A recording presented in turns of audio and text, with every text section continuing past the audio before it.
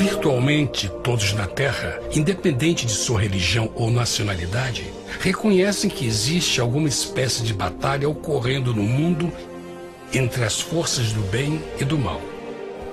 Uma luta colossal entre a luz e as trevas, a verdade e o erro, a opressão e a liberdade, o bom e o mal, e finalmente, a vida e a morte.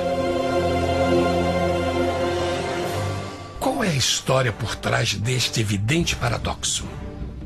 Muitas religiões, assim como a Bíblia, ensinam que além deste véu tridimensional do mundo físico que vemos, existe outro mundo espiritual que não podemos ver. Nesta realidade invisível ao nosso redor, se desencadeia uma batalha titânica entre o herói supremo e justo contra o vilão mais cruel e maligno. A grande pergunta é: quem são esses personagens e como e onde começou esta crise cósmica? Este é o maior mistério de todas as épocas e a história mais fascinante e verdadeira que jamais tem sido contada. Esta crise envolve cada pessoa sobre a Terra. Sim, cada pessoa.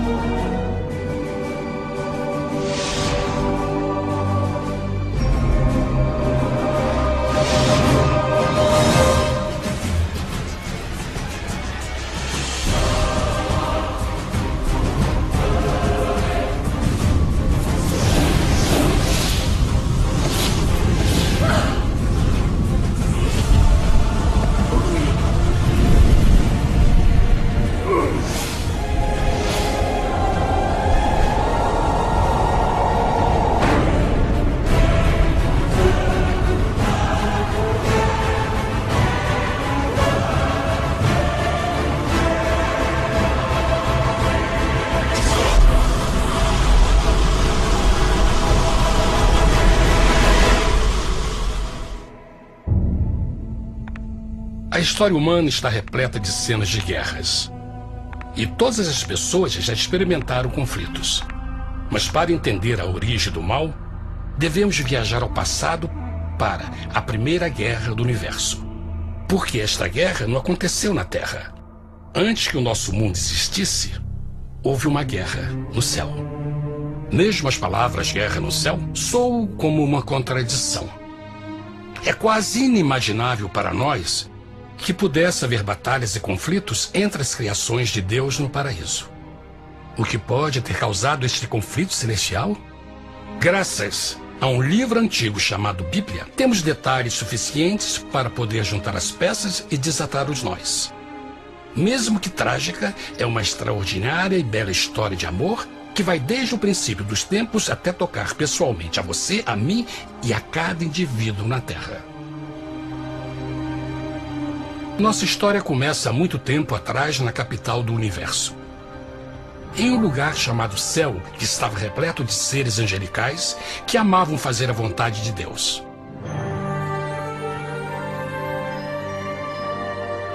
Sob o justo e amoroso governo do Criador, todo o céu desfrutava uma existência de felicidade e perfeita paz. O príncipe supremo do paraíso e comandante dos anjos era o poderoso e amoroso Filho de Deus, mais conhecido com o nome que adotou quando veio à Terra, Jesus. Ele tinha o mesmo propósito e pensamento com Deus, o Pai. O céu, sob o comando compassivo do Pai, Filho e Espírito Santo, provou ser um maravilhoso lugar de paz e alegria. Para realizar as ordens de Deus, a Trindade estava rodeada de um oceano virtual de inumeráveis espíritos ministradores chamados serafins e querubins, mais conhecidos como anjos. Estas poderosas e inteligentes criaturas descobriram que a felicidade estava em cumprir as ordens do Todo-Poderoso. Mas Deus criou um extraordinário anjo para atuar como líder de toda a multidão celestial. A Bíblia nos diz que seu nome era Lúcifer, que significa portador da luz. Este querubim foi o maior ser criado por Deus e assumia a posição mais próxima do trono de Deus, estando diretamente sob a autoridade de Jesus.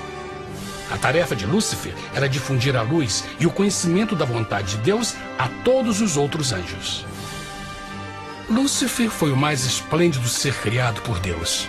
Era extremamente bonito e dotado de enormes poderes de liderança e organização. Entre os anjos, ele foi muito admirado, respeitado e amado como amigo. Mesmo assim, Deus previu o mal que Lúcifer estava a ponto de introduzir no reino da luz. Cheio de sabedoria e formosura, de todas as pedras preciosas te cobrias. Tu eras o querubim, ungido para cobrir, e te estabeleci. No monte santo de Deus estavas. No meio das pedras afogueadas andavas. Perfeito eras nos teus caminhos, desde o dia em que foste criado, até que se achou iniquidade em ti. Quando Lúcifer percebeu a sua beleza e poder, seu coração pouco a pouco começou a mudar. Permitiu que seu enfoque se afastasse de Deus e direcionou seu amor para si mesmo.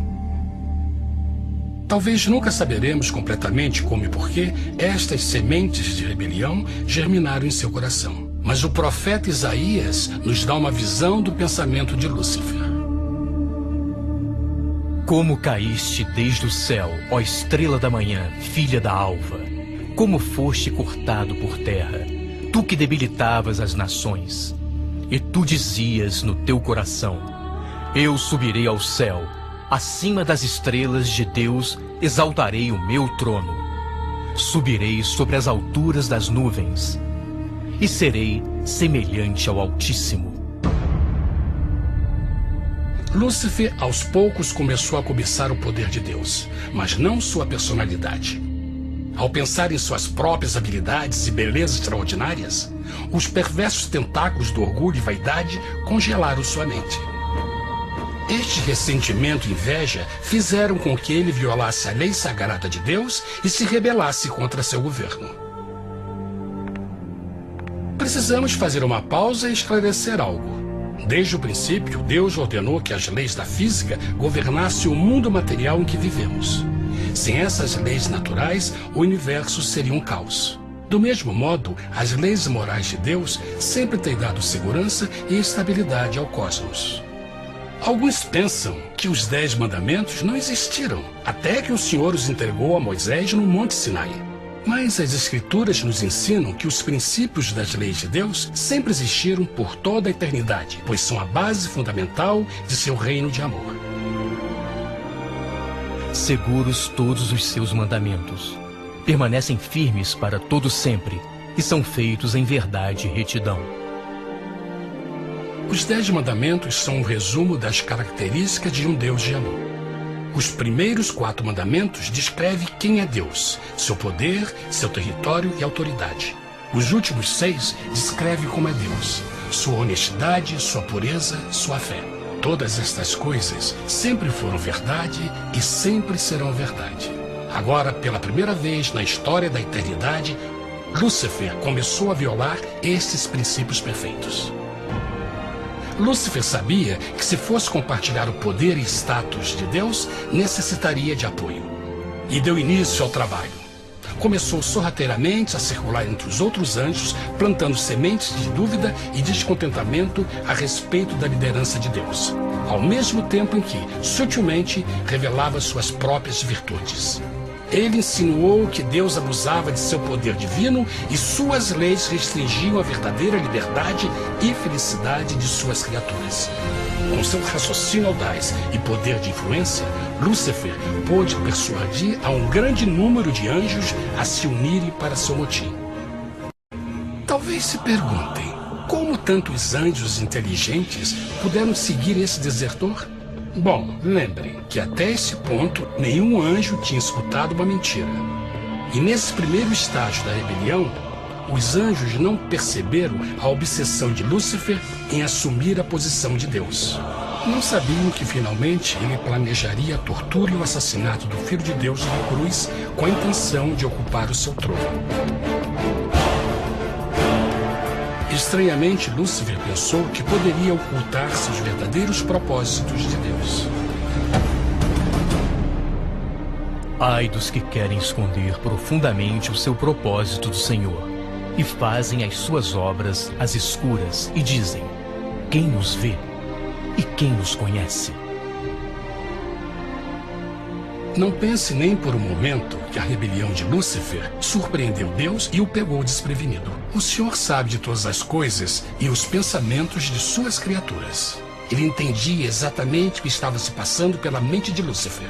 E piedosamente Deus advertiu o desgarrado anjo do perigo.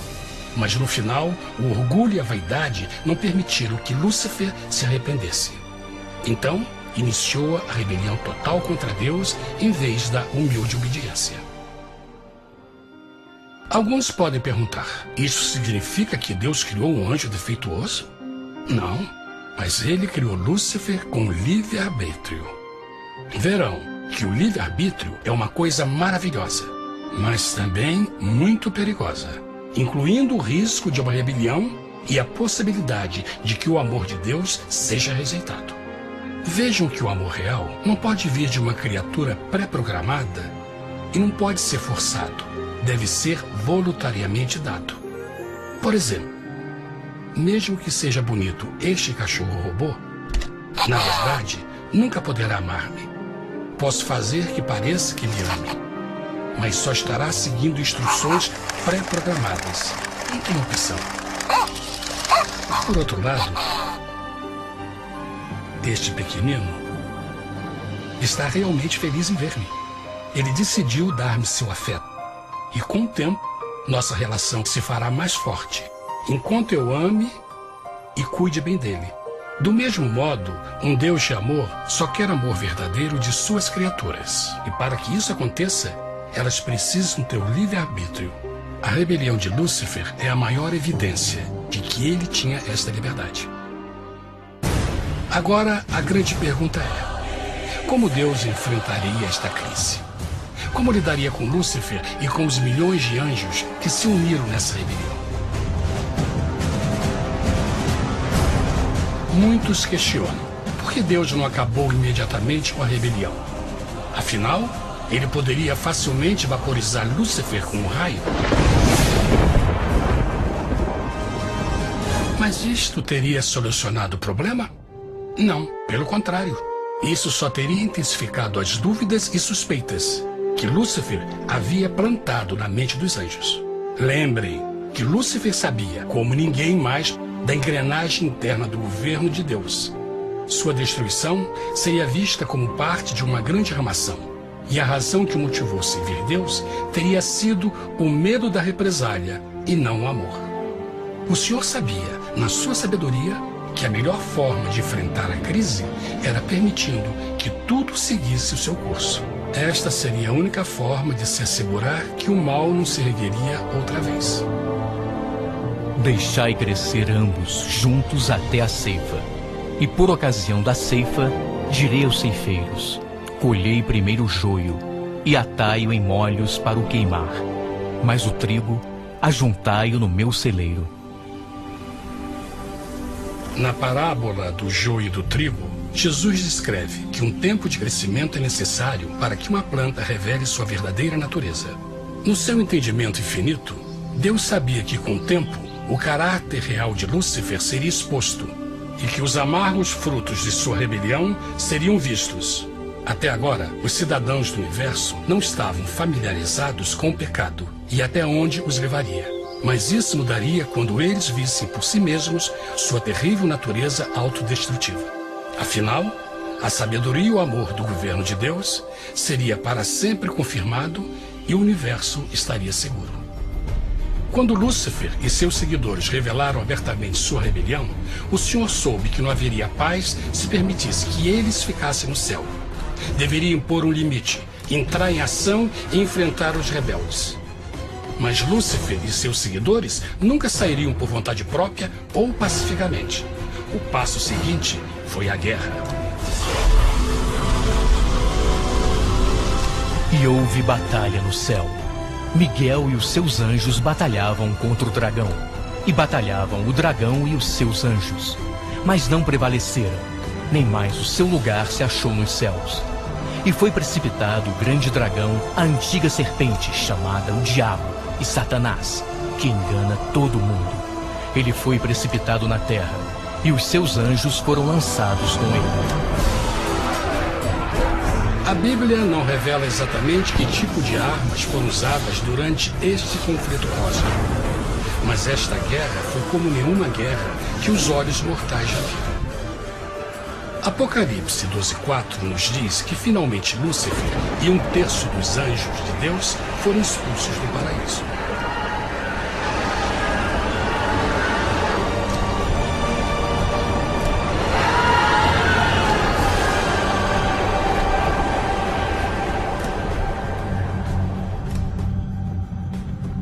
Mas e agora?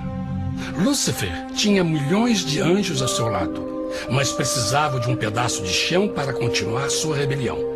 Rápido, muito rápido, o universo começou a entender o quão doloroso e caro o pecado poderia chegar a ser. Mas a guerra não tinha terminado, apenas começava. Lúcifer, o portador da luz, agora virou Satanás, o adversário.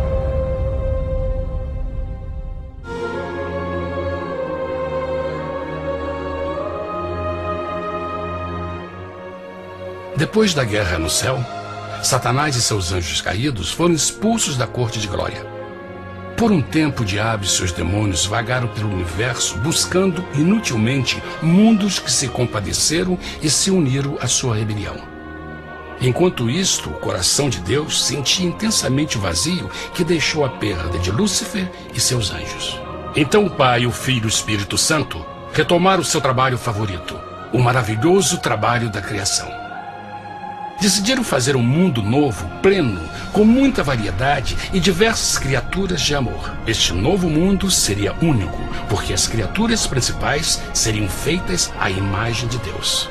Para eles, o Senhor também daria o domínio deste planeta novo, que conhecemos como Terra. No princípio, Deus criou a terra. E viu Deus tudo quanto tinha feito, e eis que era muito bom. Que imagem maravilhosa! Deus forma um novo mundo, nosso planeta, Terra. E em cada maravilhoso dia da criação, algo novo e espetacular começa a fazer parte da cena. Por exemplo, no terceiro dia, Deus falou e uma linda e exuberante vegetação fez parte da existência. Plantas de todas as cores, formas e tamanhos. No quinto dia, o mundo estava repleto de espantosas e exóticas criaturas, que podiam tanto se elevar aos céus como deslizar pelas águas azuis. E outras podiam fazer as duas coisas. No sexto dia, houve a introdução de um grande número de animais terrestres. Desde o gigante elefante até o pequeno esquilo, cada um encontrou um lugar nesse novo planeta para viver em harmonia com o resto da criação. E também no sexto dia, Deus criou o homem. E disse Deus: façamos o homem à nossa imagem, conforme a nossa semelhança. E formou o Senhor Deus o homem do pó da terra, e soprou em suas narinas o fôlego da vida, e o homem foi feito alma vivente. E plantou o Senhor Deus um jardim no Éden, do lado oriental, e pôs ali o homem que tinha formado.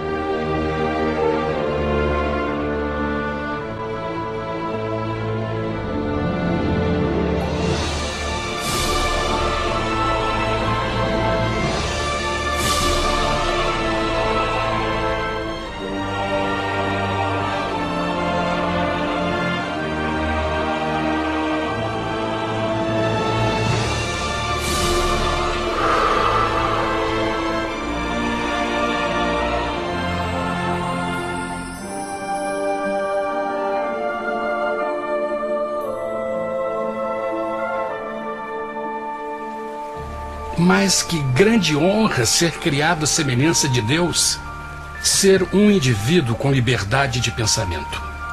No princípio, o homem não percebia a sua nudez. Provavelmente porque antes do pecado ele estava vestido de glória e luz.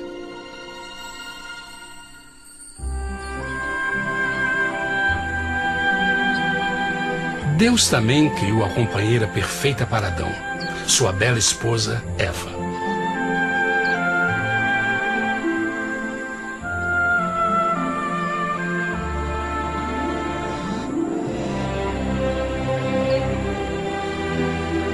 O feliz casal foi colocado em um magnífico jardim perfeitamente projetado para aumentar sua felicidade. Para Adão e Eva e as outras criaturas da terra, também foi dado o privilégio divino de procriar a sua própria imagem. A intenção de Deus foi que a raça humana tivesse domínio sobre este paraíso perfeito para sempre. Eternamente felizes e saudáveis, trabalhariam com a flora do jardim de Deus, enquanto desfrutariam o afeto e companhia de todas as criaturas sob seus cuidados. O ambiente que nossos primeiros antepassados experimentaram foi muito diferente do mundo de hoje. As rosas não tinham espinhos, os insetos não mordiam nem picavam, e os leões e as ovelhas brincavam juntos. Mas a grande bênção era os humanos viverem em perfeita harmonia com seu Criador. A cada 7 dias, Adão e Eva descansavam de seu prazeroso trabalho e gozavam de uma comunhão com a visita de seu Criador. Era um mundo esplêndido e maravilhoso. E esse estado de felicidade teria continuado eternamente se nossos primeiros parentes tivessem mostrado fidelidade com uma simples prova. Mas da árvore do conhecimento do bem e do mal, dela não comerás, porque no dia em que dela comeres, certamente morrerás. Visto que o adversário havia contaminado o universo com sua rebelião, o Senhor viu a necessidade de uma simples prova de amor e lealdade. Lembrem que os anjos bons acabaram de ver 1/3 de seus amigos serem expulsos do céu durante a guerra. Como estariam seguros de que esses novos humanos não se uniriam a Lúcifer e causariam problemas? Então o Senhor plantou uma árvore no jardim, uma árvore cujo fruto não deveria ser comido sob pena de morte. Ao passar por esta simples prova de obediência, Adão e Eva mostrariam a lealdade para com Deus e a fé em sua palavra. Ainda mais, era uma prova de amor. Por isso, Jesus disse em João 14, se me amais, guardais meus mandamentos. Mas alguém mais soube desta prova de fé e estava determinado a usá-la em seu favor. Satanás estava com inveja dos humanos que desfrutavam da bendita vida que ele perdeu. Sua feliz existência estava em total contraste com a sua, que agora estava cheia de culpa, pecado e miséria. Com ressentimento e raiva, não estava disposto a deixar o casal em paz, pois o pecado sempre buscará arrastar a outros consigo.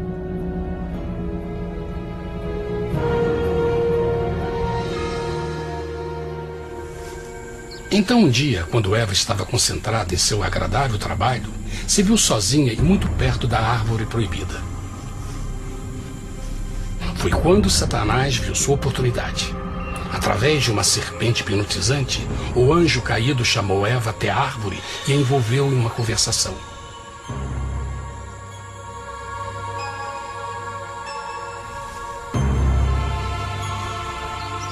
Suas palavras encantadoras foram cuidadosamente calculadas para gerar desconfiança a Deus.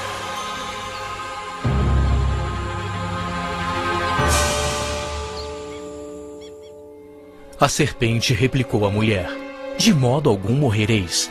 Deus sabe que no dia em que dele comerdes, vossos olhos se abrirão, e sereis como Deus, conhecedores do bem e do mal. A mulher notou que a árvore era boa para comer, pois era atraente aos olhos e desejável para alcançar sabedoria. Colheu o seu fruto e comeu. Deu também ao seu marido, que comeu assim como ela. Tragicamente, quando Eva escutou a suave e sedutora voz do tentador, começou a ter certas dúvidas da palavra de Deus. A serpente enganou-o com a promessa de grande poder e sabedoria. Isso chamou sua atenção.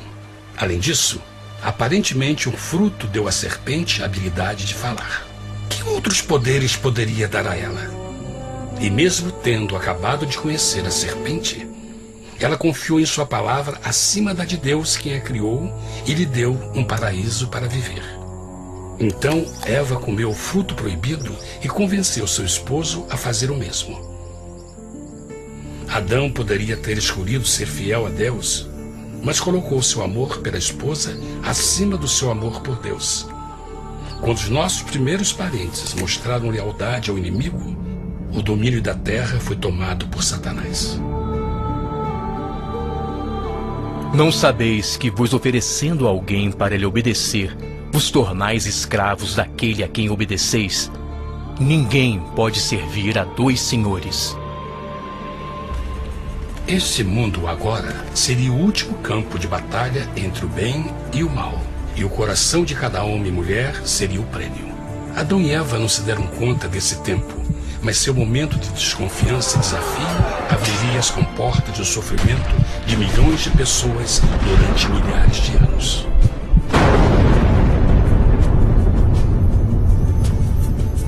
Portanto, como o pecado entrou no mundo por um homem, e por ele a morte, e assim a morte transmitiu-se a todos os homens naquele em quem todos pecaram. Nossos primeiros parentes logo enfrentaram o terrível resultado de seu pecado. Em estado santo, Adão e Eva resplandeciam com túnicas de glória. Depois de pecarem, suas túnicas naturais de luz se desfizeram e eles ficaram mortificados com a sensação de sua nudez. Vergonha e temor tomaram lugar de sua alegria e paz e trataram de cobrir sua nudez com folhas. Agora eles se encontravam sob constante influência do diabo. Ao ceder à tentação, debilitaram sua natureza. E Satanás ganhou poder sobre a humanidade. As pessoas não podiam resistir às tentações do diabo com sua própria força. Por último, e o mais aterrador, se encontravam vivendo sob a pena de morte iminente. Deus havia advertido que a desobediência traria a morte. Já tinha experimentado a morte espiritual. Quanto tempo passaria para sofrerem a morte física também? Nesse ponto, seu futuro não tinha nada mais que escuridão e desespero. Tendo expulsado o homem, colocou diante do jardim do Éden os querubins com o cintilar da espada flamejante, para guardar o caminho da árvore da vida. Como o pecado provocou a expulsão dos anjos caídos de seu lar celestial, agora pela desobediência, Adão e Eva foram tirados de seu jardim, seu lar no paraíso. Tudo à sua volta estava mudando rapidamente, e a humanidade se encontrou suscetível às dores, doenças e finalmente à morte. Até os animais e plantas estavam infectados pela terrível maldição. Os espinhos e cardos agora pareciam em árvores e flores, e os animais que antes eram gentis começaram a se matar e a devorar uns aos outros. O pior resultado foi que o pecado separou a humanidade de Deus. Mas vossas iniquidades cavaram um abismo entre vós e vosso Deus. São vossos pecados que ocultaram de vós sua face, para não vos escutar. Na criação, foram dados a Adão e Eva a honra de falar com os anjos, e até com o Filho de Deus cara a cara. Mas Deus é tão puro e santo que nenhum mal pode existir na sua presença. Agora que os primeiros humanos tinham pecado, Deus afastou sua santa presença deles para a sua própria proteção. O pecado tinha queimado uma parte da alma do homem que já não podia ver a dimensão espiritual. Deste momento em diante, a comunicação com o céu seria limitada. Mesmo com todas estas maldições caindo sobre Adão e Eva, o coração do Senhor se encheu de compaixão. A lei que haviam violado não poderia ser alterada para salvá-los, pois é tão sagrada e imutável como Deus mesmo. O Senhor sabia que havia só uma maneira na qual o homem podia se redimir. Então um plano foi revelado, nascido do fundo do coração de Deus. Um plano para salvar o homem de seu encontro com a morte eterna e restaurar tudo que estava perdido com o pecado. Seria de grande intensidade, alcance e poder, mas seria um plano que também implicaria num enorme sacrifício. O amor de Deus para conosco se manifestou por ter enviado ao mundo seu Filho unigênito, a fim de vivermos por ele. Nisso consiste o amor, não em termos nos amado a Deus, mas em ele nos ter amado e enviado seu Filho para se sacrificar por nossos pecados. As Escrituras claramente ensinam em Romanos 6:23, o custo do pecado é a morte. A lei violada demandava a vida do pecador e só tinha um em todo o universo qualificado como substituto da humanidade. O Criador só podia pagar a dívida de suas criaturas tomando seu lugar. Então Jesus Cristo, o Filho de Deus, concordou em deixar a pureza, glória e segurança do céu. Ele viria para morrer em nome do homem em seu malvado e renegado planeta. Ele nasceria como um inocente e indefeso bebê, suportaria uma vida de dor e vergonha e mesmo assim viveria uma perfeita e vitoriosa vida. Finalmente, ele teria uma morte humilhante para poder ser o substituto da humanidade caída. Por seu sacrifício, a humanidade incrivelmente receberia uma nova oportunidade de ter a vida eterna. Seu sangue seria o resgate para um mundo raptado por Satanás. Este maravilhoso plano de redenção foi graficamente ilustrado no sistema de sacrifício de animais ordenado por Deus depois da queda do homem. O Senhor tinha avisado Adão e Eva que iriam morrer no dia em que comessem do fruto proibido. E como que permaneceram vivos? A Bíblia nos diz que imediatamente depois do pecado, Deus providenciou roupas na forma de peles de animais. É bom notar que o Apocalipse se refere a Jesus Cristo como a ovelha que foi morta desde o princípio do mundo. Isto indica que uma ovelha foi sacrificada no mesmo dia para prevenir suas mortes imediatas. Pela fé, neste sacrifício, suas mortes foram simbolicamente transferidas deles para a criatura inocente. A ovelha certamente era a representação de Jesus. Assim, um raio de esperança foi dado em uma situação de escuridão e desespero. Através do arrependimento e a fé no sangue do Messias, qualquer humano poderia uma vez mais ser filho de Deus. Mas mesmo com este grande plano para a humanidade, Satanás ainda tinha o domínio da terra. E a vida na terra não estava fácil. No mundo haveis de ter aflição, mas coragem, pois eu venci o mundo.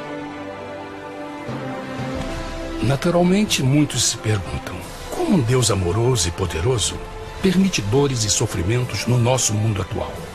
Mas está claro desde o Gênesis que Deus nunca quis que nós tivéssemos o conhecimento da dor dessa vida. Quando o mundo saiu das mãos de Deus, a terra era um maravilhoso paraíso. Foi o pecado de Adão e Eva que deu a Satanás o direito de assumir o controle deste planeta. Devido à sua trágica eleição, o diabo e seus súditos ganharam o poder de tentar e atormentar os humanos, introduzindo a doença, a dor e o sofrimento. Talvez fosse melhor perguntar: por que Satanás não tem o controle total da humanidade? A resposta é Jesus Cristo. Talvez já perceberam que a morte de Jesus na cruz deu a cada um de nós a oportunidade de sermos salvos, mas na verdade fez muito mais do que isso. Quando o Salvador ofereceu sua vida para redimir a terra, esse ato poria restrições ao controle de Satanás sobre a humanidade. Satanás não poderia forçar nossa vontade e seu poder de nos ferir seria limitado. O sacrifício de Cristo também nos trouxe um tempo de prova, durante o qual poderíamos ver a diferença entre o governo de Deus e o de Satanás, e então decidir a quem servir. Finalmente, pelo sacrifício que fez Jesus, o reino de Satanás chegará ao seu final, e um dia a terra será devolvida ao homem mais maravilhosa do que era no princípio. Mesmo Adão e Eva tendo começado suas vidas como exilados do paraíso, ainda tinham esperança. Deus providenciou peles de animais sacrificados para se cobrirem. Mas o mais importante, ele prometeu o sangue do Cordeiro de Deus para pagar por seu pecado, se aceitassem Cristo e se arrependessem.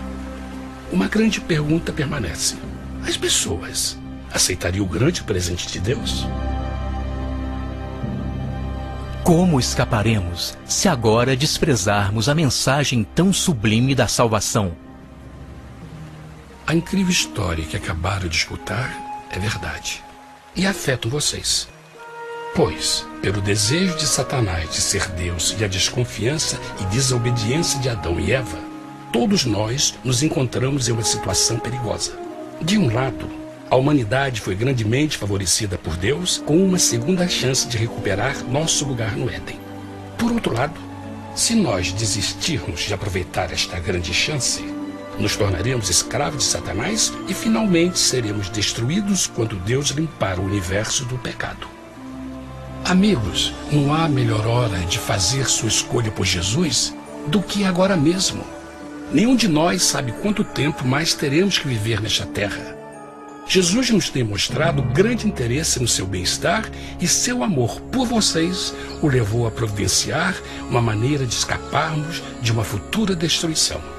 Ele quer que você o aceite e se arrependa de seus pecados. Através de Cristo, pode encontrar o perdão para tornar-se como Ele em caráter. A triste notícia é que Satanás atua de todas as formas possíveis para evitar que aceite o presente da salvação de Deus.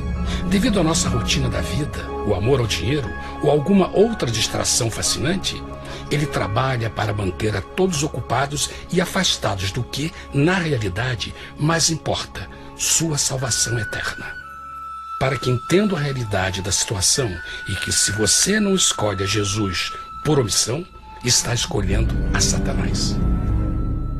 Mesmo que a terrível escolha de Adão e Eva nos traga morte e miséria, vocês agora podem tomar uma melhor decisão.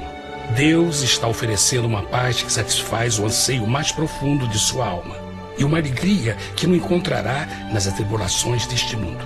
O desejo que tem o coração de Deus é que seja salvo e esteja com Ele no paraíso. Mas o único que pode mantê-lo fora do céu é você. Imagine a tragédia que seria se você recusasse este precioso presente. Você pode decidir hoje e aceitar a salvação que Deus prometeu. Na verdade, nesse momento, pode aceitar a vida eterna através de Jesus Cristo. Posso convidá-lo para que acompanhe agora mesmo em uma simples oração, aceitando sua maravilhosa oferta? Por favor, repita depois de mim. Querido Pai Celestial, venho a Ti agora e humildemente pedir Teu perdão. Senhor, confesso que sou um pecador e violei Tua santa lei. Entendo que a pena por esse pecado é a morte. Acredito que Jesus Cristo sofreu e morreu na cruz para receber o castigo por todos os nossos pecados. Acredito que Jesus ressuscitou e eu o aceito como meu Salvador pessoal. A partir deste momento em diante, Te dou o meu coração e eu o aceito como o Senhor da minha vida. Por favor, perdoa todos os meus pecados e envia Teu Espírito para ajudar-me a fazer a Tua vontade. Te agradeço por Teu grande amor e aceito Teu presente da vida eterna. E eu oro tudo isso em nome de Jesus. Amém.